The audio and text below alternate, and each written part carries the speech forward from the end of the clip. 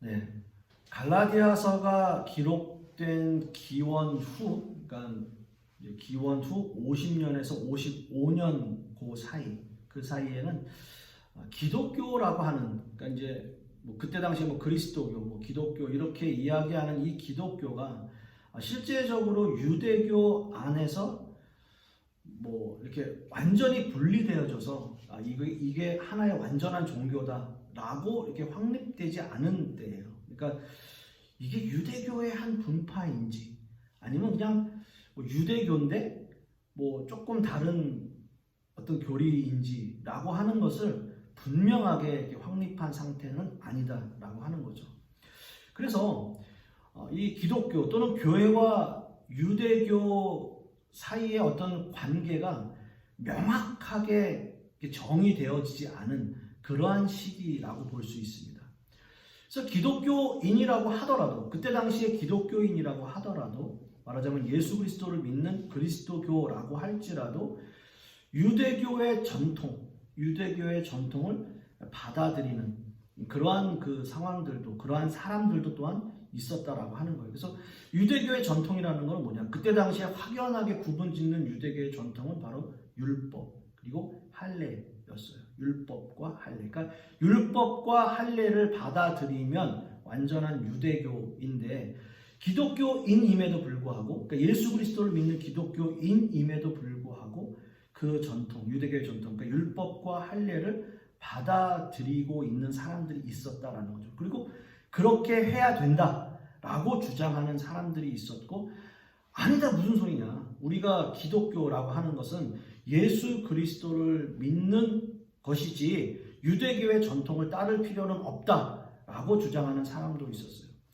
그렇게 반대하는 사람, 반대의 주장을 펼치는 사람의 대표적인 사람이 누굴까요? 바로 갈라디아서를 지은 바울이라고 하는 사람이에요. 그래서 바울은 무슨 소리 하는 거냐? 내가 지금까지 여러분들에게 설교하고 여러분들에게 말씀드린 그 모든 것들은 바로 뭐냐면 그런 유대교의 전통 필요 없다. 예수 그리스도를 믿음으로 의에 이르고 예수 그리스도를 믿음으로 구원에 이른다라고 하는 것을 이야기했다는 거예요. 그래서 바울은 이 갈라디아서를 통해서 바로 그런 문제들을 집중적으로 다루고 있어요. 갈라디아라고 하는 곳이 어디냐? 갈라디아라고 하는 것은 하나의 도시가 아니고 한 지역을 이야기하고 있어요. 그래서 이것을 소아시아라고 하는, 소아시아 중앙 지역을 갈라디아라고 하는데요. 여러분, 터키가 지금 어디 있는지 아세요? 터키가 이렇게 디귿자로 지중해가 돼 있고, 여기가 이제 이스라엘이라고 하면 요렇게 요 위에 있어요. 그 옆에 이제 아마 이탈리아가 있거나 아마 그럴 거예요. 요렇게 이제 지중해가 있으면 그 위쪽 부분, 그러니까 요 위쪽 부분이 소아시아. 그러니까 그 전체를 다 아시아라고 해서, 여러분, 아시아가 여기 동양아시아가 아니고 그걸 옛날에 다 아시아라고 그렇게 불렀고, 그 가운데 그게 이제 소아시아라고 하는 것은, 그러니까 영어로는 에이시아 마이너라고 해서 아시아의 작은 중심지라고 이야기했기 때문에 갈라디아라고 하는 것은 그 소아시아 지역을, 그 중앙 지역을 중심으로 가리킨다라고 하는 거죠. 그러니까 지금의 터키 지역이 바로 그 지역이다라고 아시면 될 거예요. 거기에 바울 사도는 이제 전도 여행을 다니면서 그 갈라디아 지역, 소아시아 지역의 교회들을, 여러 교회들을 다녔고, 또 그곳에 교회들을 개척했어요. 그래서 바울은 그 교회에서 율법과 할례가 아니라 오직 예수 그리스도를 믿는 그 복음만을 그 아시아 지역의 교회들에게 말씀을 선포했던 거예요. 그리고 바울은 다른 곳에서도 복음을 전하기 위해서 그 지역을 떠나서 다른 곳으로 이동을 하면서 전도 여행을 다녔습니다. 자, 그런데 얼마 지나지 않아서 율법을 강조하는 사람들이 갈라디아 지역 교회에 나타나기 시작했고요. 그렇게 하면서 바울의 가르침이 잘못되었다라고 주장하기 시작했어요. 물론 갈라디아 교인들은 처음에 율법주의자들의 그 주장을 받아들이진 않았을 거예요. 왜냐하면 바울 사도가 개척한 교회이고 바울 사도가 전한 복음을 믿고 있는 사람들이었기 때문에 처음에는 무슨 말이야, 난 그거 안 받아들여, 난 그거 믿지 않아, 나는 예수 그리스도만 믿어 라고 이야기를 했던 사람들이 점차 시간이 지나가면 갈수록 그런가 라고 조금씩 받아들이기 시작한 거예요. 시간이 지나면서 그들은 어떤 율법주의자들의 주장에 귀를 기울이기 시작했고요. 그들 중에서는 그러면 우리가 율법도 받아야 되고 지켜야 되고 할례도 받아야 되지 않을까라고 하는 사람들이 점차적으로 늘어나기 시작했어요. 그리고 그 소식을 바울 사도가 들었어요. 여러분 기분이 어땠을까요? 바울 사도의 기분이 당연히 좋지 않죠. 자기가 개척한 교회에 내가 복음을 전했는데 이거는 복음이 아니라 다시 율법주의로 돌아가려고 하는 또는 그렇게 돌아간 사람들의 이야기를 듣고는 기분이 좋지 않은 거예요. 그렇습니다, 여러분. 갈라디아 기독교인들이 율법주의자들의 그 주장에 넘어간 이유가 있었어요. 그러니까 그들이 바울 사도를 통해서 복음을 전해 들었고 그 복음을 믿고 믿음이 생기고 그것을 지켜나가고 있었는데 점차 그들 율법주의자들의 주장에 넘어간 이유가 있다라는 거예요. 그들이 성경에 무지해서였을까요? 아니에요. 그들은 나름대로 교양이 있고 지식이 있는 사람들이었었어요. 그리고 그들은 예수 그리스도를 믿는 그 믿음이 그들 안에도 분명히 있었어요. 그리고 예수님을 잘 믿어왔어요. 그런데 문제는 갈라디아 교회 안의 교인들 사이에서 벌어지는 여러 가지의 부도덕한 행위들 때문에 그런 일이 벌어지는 거예요. 믿음도 있어요. 어찌됐든 예수 그리스도를 믿어요. 그리고 바울 사도가 그렇게 잘 해놨어요. 그럼에도 불구하고 그들 안에는 여러 가지의 그런 부정들이 있었다라는 거예요. 부도덕한 행위들이 그들에게 문제가 됐어요. 바울이 전했던 기독교 예수 그리스도를 믿어도 갈라디아 교회 안에 그런 부도덕한 일들이 계속해서 일어나고 있었다는 거예요. 이런 모습을 보고 율법주의자들이 말하기 시작해요. 봐! 너희들 지금 예수 그리스도 믿는다고 하지. 기독교인이라고 얘기하지. 근데 너희들 봐봐. 너희들 하는 모습 봐봐. 그렇게 예수님이 죄 지으라고 했어? 그럼에도 불구하고 너희들이 그렇게 죄를 져? 그러니까 너희들이 율법을 지켜야 돼. 그러니까 너희들이 할례를 받아야 돼. 라고 주장하는 거예요. 쉽게 말씀드리면 자신들이 저지른 죄가 있으니까 찔리는 거예요. 예수 그리스도를 믿는다고 하지만 자신들이 저지르는 그 죄 때문에 자꾸 찔림이 오는 거예요. 그러면 내가 할례를 받으면 될까? 내가 율법을 좀 지키면 될까? 내가 믿음도 갖고 있고 내가 율법도 지키면 그러면 좀 완벽해지지 않을까? 라고 하는 거예요. 그들의 주장에 율법주의자들의 주장에 설득당하는 거예요. 야, 너 믿는 거 좋아. 그래, 너 예수 그리스도 믿어. 근데 율법도 지켜. 그리고 거기다가 할례를 받아. 그러면 너 완벽해져. 이렇게 얘기하는 거예요. 자신들에게 복음을 가르친 바울은 그곳에 없었고요. 교회 안에서 부도덕한 일들은 자꾸 벌어지고 있고요. 이런 문제를 해결할 방법이 없다는 거죠. 그런데 거기에 율법주의자들이 나타나서 그 문제를 파고들면서 이야기하는 거예요.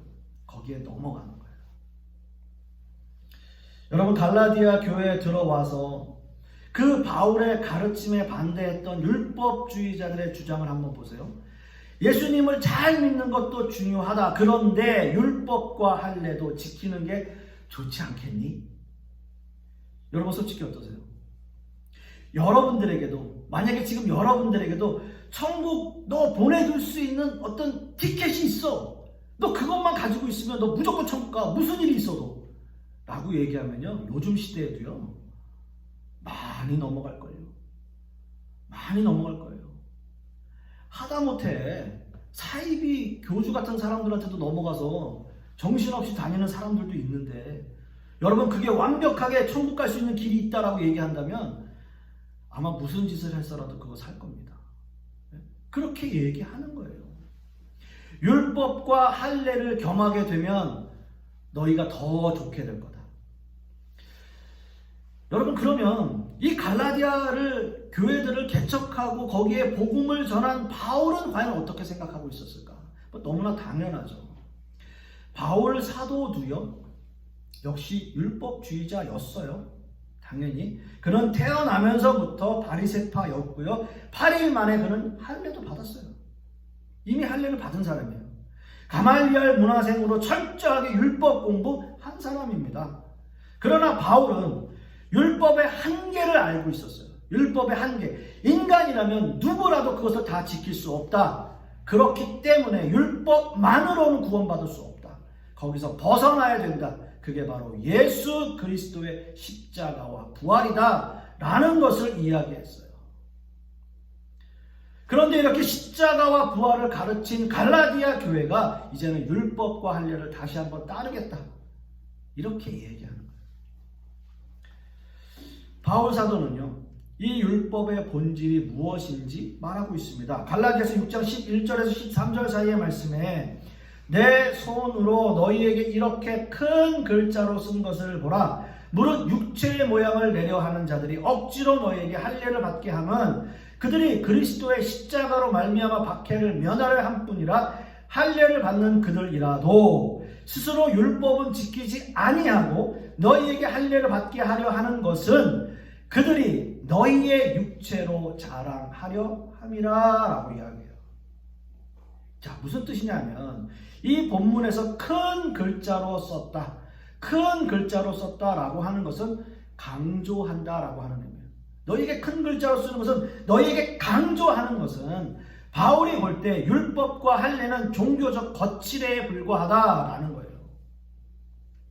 결국 기독교 유대인들은 그리스도의 십자가 때문에 받는 박해와 핍박을 면하기 위해서 율법을 지키고 할례를 받는다라고 이야기하는 것밖에 안 된다는 거죠. 왜요? 그게 너무 힘드니까. 자기의 죄를 어떻게든 씻어야 되고 또 어떻게든 외부에서 오는 그 핍박과 박해를 피해야 되기 때문에 어쩔 수 없이 그걸 견디기 위해서, 아니면 그걸 피하기 위해서 율법과 할례를 지키려고 하는 거예요. 여기서 우리는 중요한 문제를 한번 생각해 봐야 합니다. 율법과 율법주의. 여러분, 율법이라고 하는 것은 나쁜 게 아니에요. 법이에요, 법. 법은 지켜야 돼요. 그렇지만 그 법을 완벽하게 지키는 사람은 없어요. 우리도 그렇잖아요. 저도 신호 위반할 때 많고요. 새벽에 4시에 지나가는데 신호등 빨간불 켜 있으면 지나갈까 말까 하는데 누구라도 뒤에 차가 한 대 이렇게 붙으면 그냥 가버리죠. 그럴 때가 많아요. 그러니까 법이라고 하는 것은 참 완벽하게 지키는 사람은 없을 거고요. 또 부지불식간에 그냥 지나갈 때도 있어요. 예? 그럴 때는. 율법도 마찬가지입니다. 율법을 알고 있지만 그것은 완벽하게 지키는 사람은 없어요. 그런데 누가 더 잘 지키냐라는 거예요.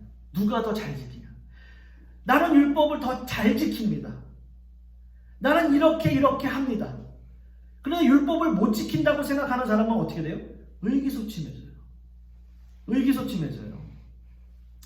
여러분, 참 아이러니한 것은, 여러분, 예수님께서 이렇게 말씀하신 걸 잘 알 거예요. 바리새인과 세리의 기도. 여러분 너무나 잘 아시잖아요. 누구를 칭찬했습니까? 바리새인을 칭찬했습니까? 나는 이렇게 많은 율법을 다 지켰습니다 라고 얘기하는 바리새인. 나는 죄인입니다.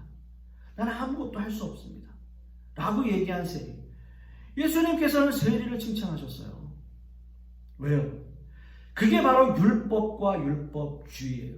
율법은 선하고 필요한 거지만 그것이 절대화돼 버리면 그게 율법주의가 되버려요.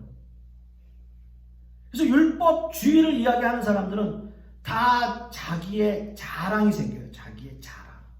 나는 이만큼 지켰고, 난 이런 것을 행했고, 난 하나님 보시기에 다 모든 것을 잘 행했습니다 라는 자기의 자랑이 생깁니다.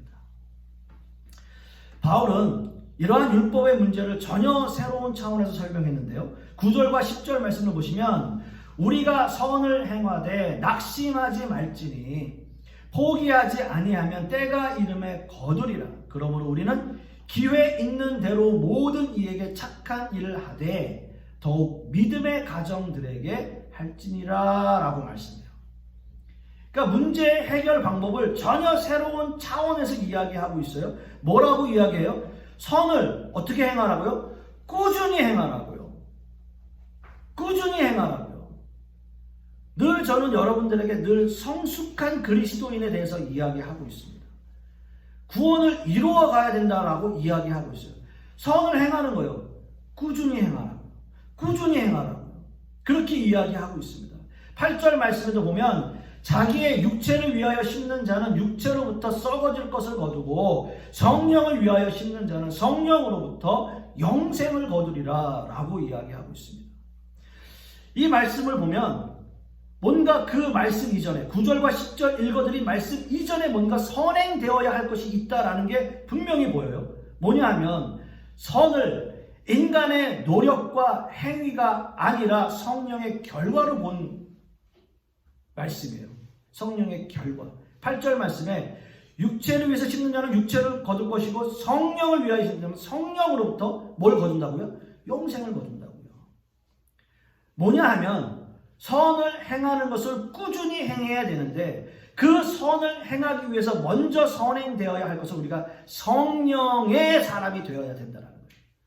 성령의 사람이 먼저 되어야 성령의 열매를 거두고 성령으로부터 영생을 거두게 된다는 거예요. 그게 선한 일이고 그 선한 일은 꾸준히 해야 된다고요. 영생을 얻기까지. sanctification, 우리가 성화되어져 가고 glorification, 우리가 영화되어지는 그 순간까지 노력해야 된다라고요. 선을 꾸준히 행해야 된다라고요. 어떻게 해요? 그 먼저 성령의 사람이 되어야 됩니다. 율법주의자들의 특징은요, 바리새인이 기도하면서 어떤 행동을 했습니까? 자랑했죠. 손을 높이 들었어요. 자기 자랑하는 거예요. 내 기도, 나는 이렇게 멋지게 기도합니다. 나는 이런 자랑을 해요. 나는 이거 이런 거 다 행합니다. 그거를 성경에서 뭐라고 이야기한다면 자기 자랑이에요. 그리고 자기애, 자기 사랑 또는 자기의라고 이야기해요. 이건 다 우상숭배예요. 이건 다 우상숭배예요. 그래서 바울 사도는 14절 말씀에서 이렇게 고백합니다. 이게 결론의 말씀일 수 있어요. 그러나 내게는 우리 주 예수 그리스도의 십자가 외에 결코 자랑할 것이 없으니 그리스도로 말미암아 세상이 나를 대하여 십자가에 못 박히고 내가 또한 세상을 대하여 그러하니라. 자랑할 게 뭐가 있다고요? 바울 사도의 자랑이 뭐가 있다고요? 이것밖에 없어요. 십자가밖에 없다라는 거예요. 십자가밖에 없다는 그 외의 모든 것들은 자랑거리가 될 수 없다라는 거예요. 여러분, 바울의 이 고백이 저와 여러분들의 고백이 되기를 소망합니다. 세상 사람들은요 다 그렇게 생각해요. 세상 우주의 중심이 다 자기예요. 또 그렇게 돼야 된다라고 이야기해요. 자존감이 높아야 되고 자기를 좋아해야 되고 자기를 사랑해야 되고 내가 이 모든 우주의 중심이라고 이야기하는 거예요. 여러분, 세상을 다 보세요. 세상은요 다 인간 중심이고요. 인간을 존중하게 되어 있고요. 자존감을 중요시하고요. 우리는 이런 시대를 살아가고 있어요. 그래서 요즘의 시대는 어때요? 다 개인주의고 이기주의가 정말 강하다는 거예요. 정말 미안해요. 우리 딸 이야기 잠깐 할게요. 출근하다가 넘어졌대요. 아무도 자기를 안 도와줬대요. 다 쳐다만 보고 있대요. 길바닥에 슬라이딩해서 넘어졌는데 무릎 다 까지고 팔꿈치 다 까졌는데 자기가 엎드려 있는데 아무도 자기를 도와주지 않대요. 그런 시대가 어떻다라는 게 아니라 그냥 빗대서 하는 이야기예요. 개인주의와 이기주의가 강한 시대예요. 어떤 의미에서 바울의 이 고백이 현대인들에게 참 바보처럼 느껴질 수 있을 거예요. 바울 같은 사람이 이런 고백을 하는 거예요. 나의 자랑은 십자가밖에 없습니다. 다른 거 아무것도 없습니다. 그저 그 십자가만이 나의 자랑입니다. 라고 이야기하는 것. 그래서 그리스도로 말미암아 세상이 나를 대하여 십자가에 못 박히고 내가 또한 세상에 대해서 그러하다. 그 십자가 외에는 내가 자랑할 것이 없다라고 하는 거. 그래서 이 바울 사도는 그리스도의 십자가로부터 율법주의와 싸우고 있는 거예요. 그 갈라디아 교인들에게 얘기하는 거예요. 당신들에게 자랑할 거 그리스도의 십자가밖에 없습니다. 다른 거 다 버리세요. 다른 거 다 버리세요. 율법주의, 할례 이런 거 다 버리세요. 오로지 십자가만 바라보세요. 오로지 예수 그리스도만 바라보세요. 거기에 답이 있습니다. 여러분, 세상을 우리가 살아가면서 그렇게 사는 것이 우리가 손해이고 또 꾸준히 선을 행하는 것이 여러분 얼마나 어려운 일입니까? 그런데 그렇게 살려고 노력하는 것. 바울이 이야기한 이 고백이 나의 고백이 되는 것. 이것이 바로 진정한 기독교인으로서 세상을 살아가는 방법이 될 것입니다. 십자가만 자랑하는 저와 여러분들이 되실 수 있기를 간절히 소망하겠습니다. 기도하겠습니다. 아버지 하나님, 오늘 이 바울 사도가 갈라디아 교회들에게 전하는 이 복음의 메시지가 우리에게 얼마나 소중하고 또 우리의 마음 가운데 얼마나 울림이 되는지요. 우리는 참 너무나 이기적으로 살아가고 있고 너무나 자기를 사랑하며 살아가고 있는 그러한 시대를 우리 역시도 그러한 모습으로 살아가고 있는지 모릅니다. 결코 우리가 자랑할 것이 없음에도 불구하고 우리는 세상에서 가장 잘난 모습으로 또는 모든 우주의 중심이 나인 것처럼 살아가고 있습니다. 그러나 바울 사도의 이 고백처럼 우리가 자랑할 것이 십자가밖에 없음을 다시 한번 되뇌이고 다시 한번 생각하는 시간 될 수 있도록 주님께서 역사하여 주시옵소서. 이번 한 주간도 그러한 하나님의 은혜 가운데 살아가기를 소망하며 또한 그러한 은혜가 한 주간 우리에게 넘쳐날 수 있도록 주님께서 역사하여 주시옵소서. 이 모든 말씀 우리 주 예수 그리스도의 이름으로 기도하고 이제는 우리 주 예수 그리스도의 은혜와 아버지 하나님의 극진하신 사랑과 성령님의 내주 교통하심이 오늘 말씀을 통해서 우리의 자랑은 오직 십자가밖에 없음을 고백하는 우리 하나님의 백성들 머리 위에, 그 자녀들 위에, 그 사업과 직장 위에, 그리고 우리 풍요로운 교회 위에 이제로부터 영원토록 함께 있을지어다. 아멘.